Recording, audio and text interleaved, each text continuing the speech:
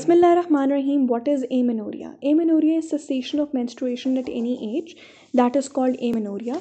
ठीक है, और इसकी दो वेराइटीज़ होती हैं, दो क्लिनिकल टाइप्स हैं. One is physiological and the other one is pathological. Physiological obviously का मतलब है कि that is without any pathology. ठीक है, it can be both primary and it can be secondary. Primary is when it is before puberty and secondary is it can be during pregnancy, during lactation and after menopause.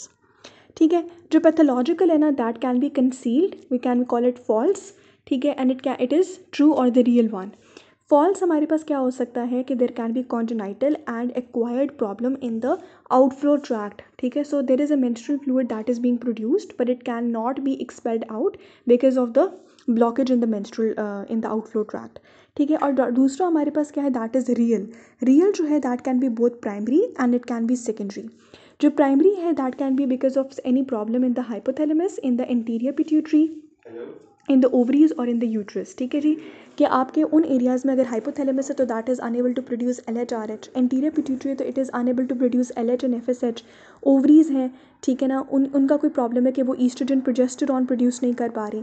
ठीक है, या फिर आपके पास क्या है कि देर इज़ अ डिजीज़ और there is an absence of the uterus. Secondary है कि because that is associated with any underlying problem. ठीक है, it means cessation of menstruation after it has once occurred at puberty.